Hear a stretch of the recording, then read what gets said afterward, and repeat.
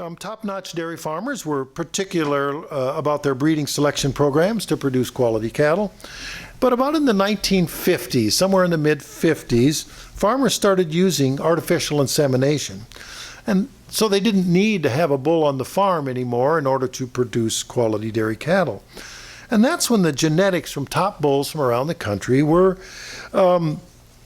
traded, and the genetics were stored in jugs of liquid nitrogen. It was about 200 plus degrees below zero.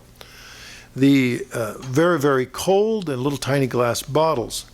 Remember, there was a professor in college who was demonstrating how you never mess with liquid nitrogen.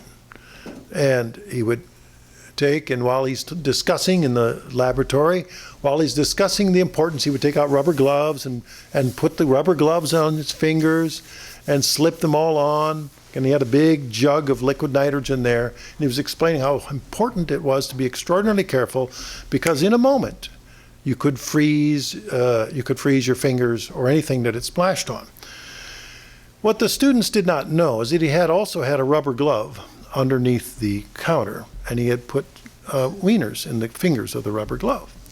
So he reached under the counter, slipped that other rubber glove out, and he dips it into the jug of frozen nitrogen, picks it up and slams it against the chalkboard, and it flew into a million pieces. People were screaming and retching and just in shock at what could happen in a moment. And that, of course, then his good hand emerged, and the jig was up, as it were.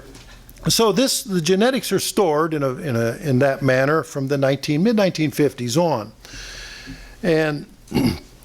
and so these top national genetics were available to local farmers and allowed the selection process to rapidly improve the dairy industry in that sense. So a bull could be thousands of miles away or even dead and could still sire calves as the farmer would select the appropriate one.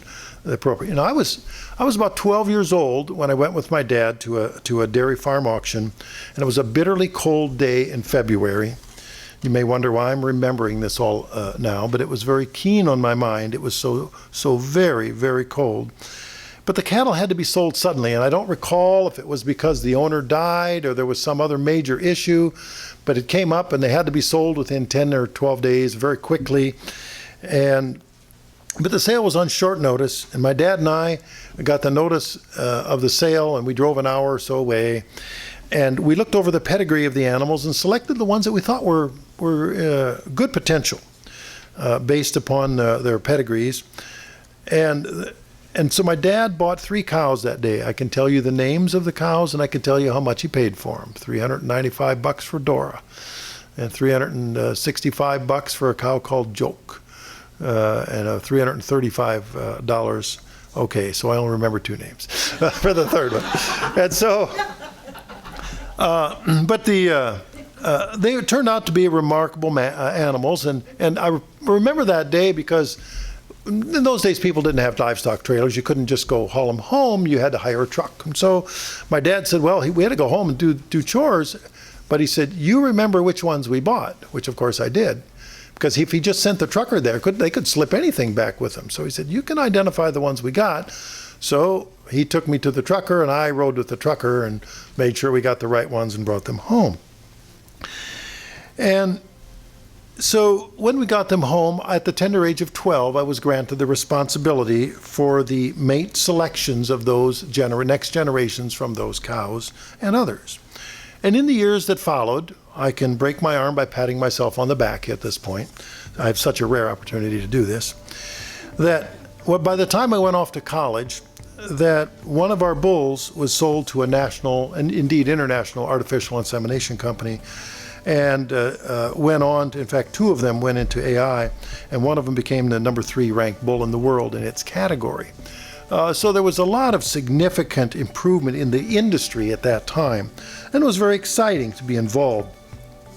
Well, just as there's the master of the farm selects the future generations through careful choosing, God also selects the first fruits, the future members of his kingdom. If we take a look on John 6:44, and we can put down point number 1, God calls whom he will.